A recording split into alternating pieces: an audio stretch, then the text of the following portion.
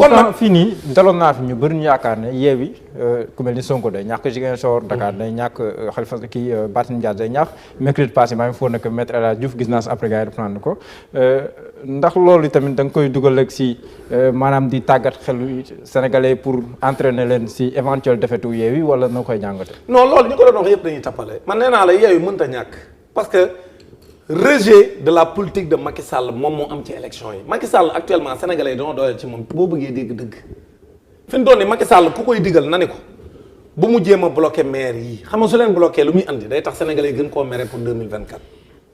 moo tax man leen ñoom maire yi ñu fal ku ci Macky Sall bloqué wool sa waa gox ni leen la ma bëggoon a def lii la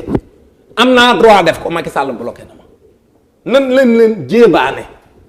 jéebaane Macky Sall bu leen dee bloqué loolu rek lañ leen def loo ñoom daal bu sàcc xaalis bu laal budget bi loo xam moomuñu ko bu ñu jaay suuf bu ñu def benn scandale bu ñu def ay marché yu leerul lépp Macky Sall nga leen di surveiller actuellement pour am fu mu jafandoo pour mën a rebondir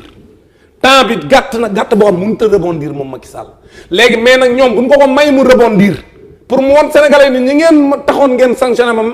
maa leen tane wala samay nit a leen tane loolu suñ ko deful ñoom maire yi même bu ñu fi deful dara parce que kenn xaarut ñoom ñu def dara parce que réew mi xam nga koy soppi looy yore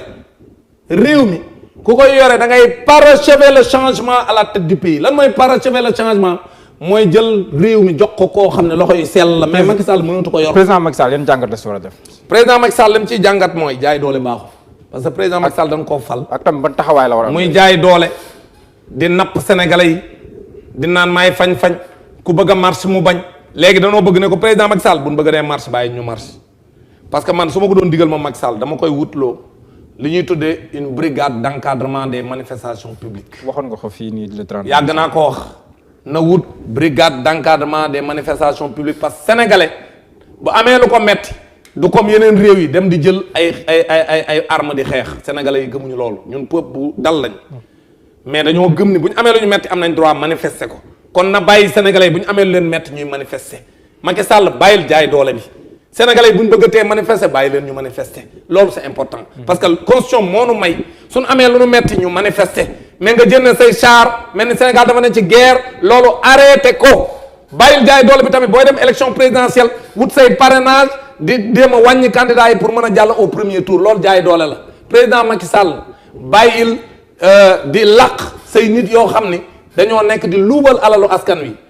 bàyyil di làq ñoo xam ne dañoo defi tappale di jaay ay passeport diplomatique donc président Macky Sall lii boo ko defee dina tax nga génn ci nguur gi ci jàmm parce que yow mënoo nekk candidat 2024 waaye nag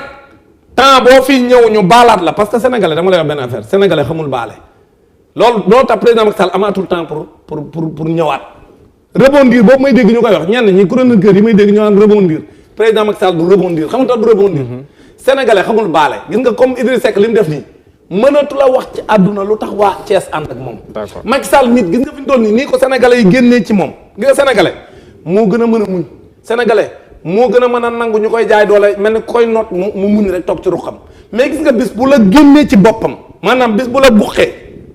du la jëlaat c'est-à-dire Macky Sall mënta def benn affaire ñi may dégg ñu naan am nay pexe yu mën a def pour rebondir amul Macky Sall sénégalais yi tàmmuñu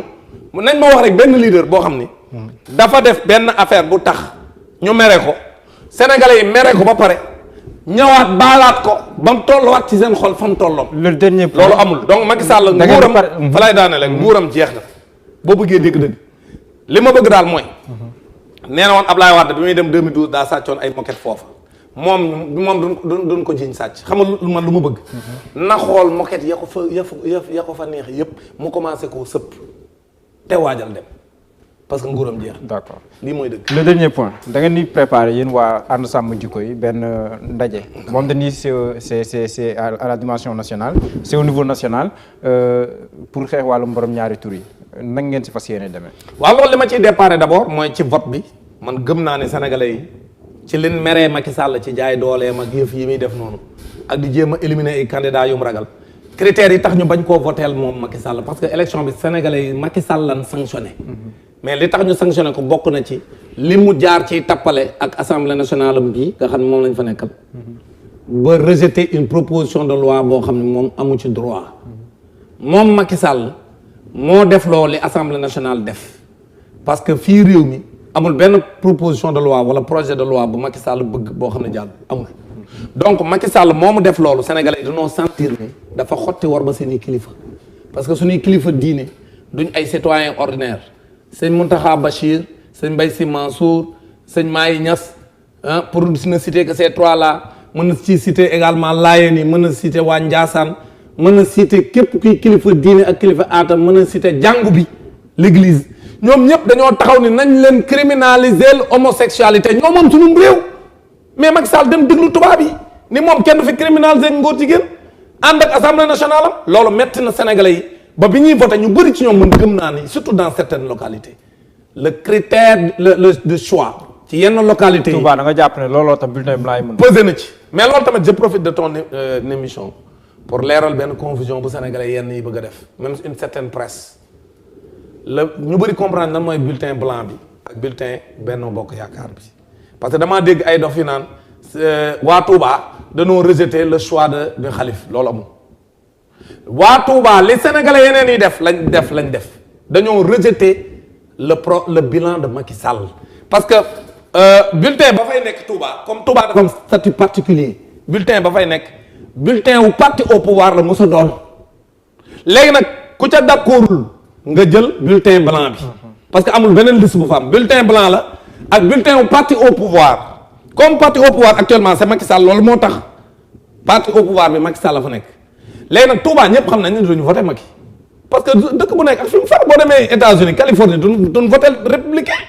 les Californiens les yeux fermés yow mii boo fa demoon nekk ci listu Californie ñu nga dem fa nekk ci listu démocrate yaay gagné te duñ la xam de comme li xew nii Sénégal yaay gagné te xamuñu la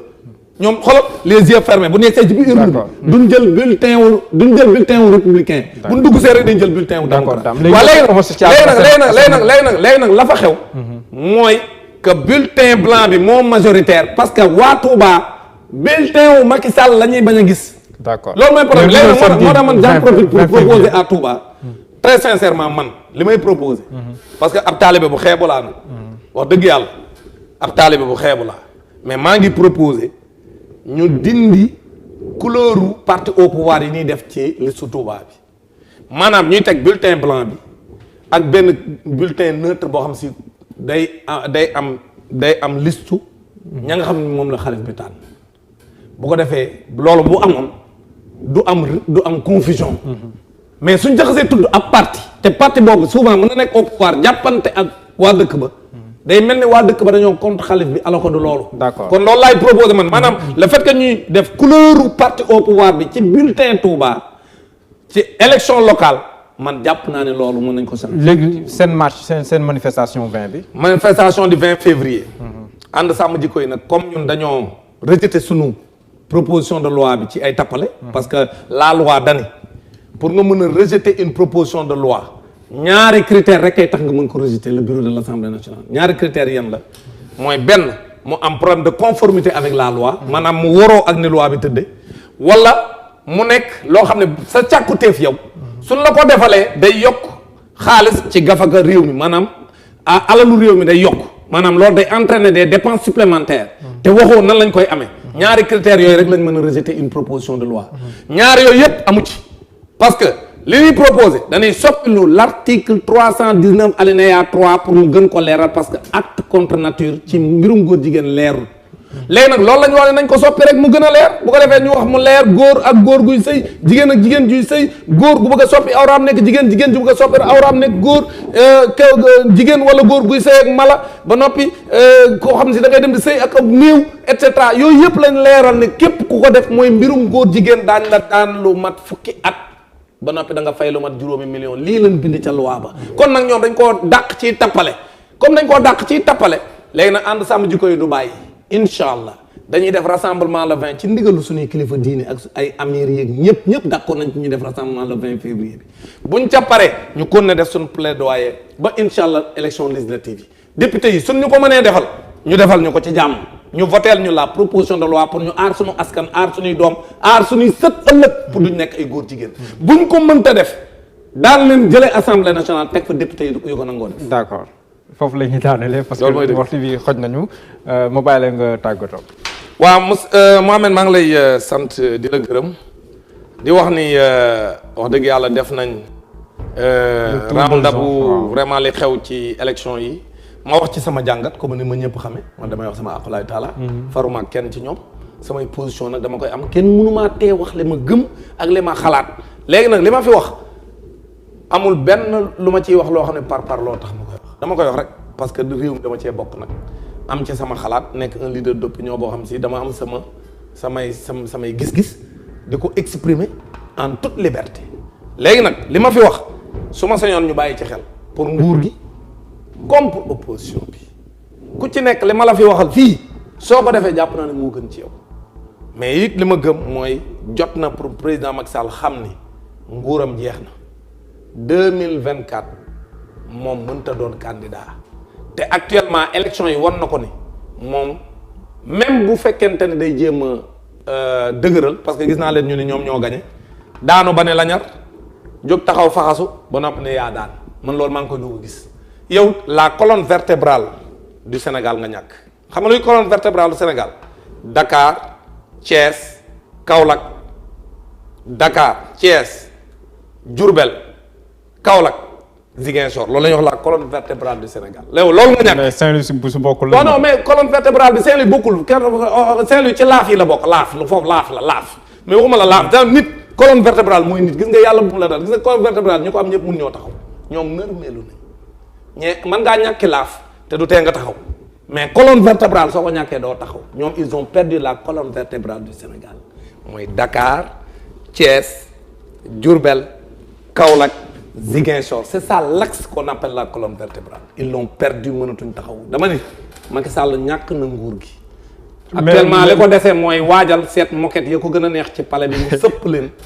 bu ko defee wut camion yoo xam ne mën na ko cee commencer def en attendant 2024. mais sa débat ak Me El Hadji bëggoon naa ko tëggaat mais neen du toog a yow. seetaan naa ko mais damaa reeba daanu parce que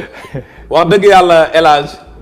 man xaw ma nii laa koy terroriser man xamuma ko noonu mais pourtant day ñëw ñu débattre rek par exemple tolluwaay bon de façon très relaxe moom moo ragal rek mais yàlla xam na ni man gàjjeewuma saagaawuma defuma kenn leen xam nga lañ fi waxtaanee tey moom mënoon naa toog fi di wax xalaatam may wax sama xalaat heure bu pare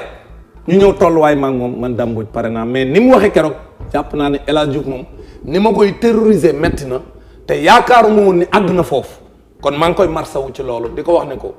loolu nga xam ne moom lañ defoon maag moom def ma ko woon pour def lenn lu bon parce que man damaa xool rek gis ni yàlla may na ma ndam ci moom parce que la ma ko waxoon ma mujj am parce que man gëw ma nit di contre nit ba mu àgg ci yenn yi te moom ni mu fësale ni mu bañee Ousmane Sonko dafa ëpp képp ku koy digal nañ ko nit du bañ moroomu nitam jullit du bañ moroomu jullitam kon xolam bii nga xam ni da koo kaane ci ku tudd Ousmane Sonko mu mer loolu képp ku koy digal ne ko na ko bàyyi parce que loolu du fi jullit. Dame Mbodj maa lay sant bu baax di la gërëm may fàttali ne yow yaay secrétaire général bu Cusems authentique noonu laa amoon mbégte jàkkaarloo ak yéen sant gërëm bu baax Thierno Ba ak Oumar Samb nekkoon si xarale bi à partir de 17h incha allah suñu émission Bët Set suñu émission ultimatum suba à partir de 8h Bët Set wooyu leen ak suñuy programme jaa ngeen jëf.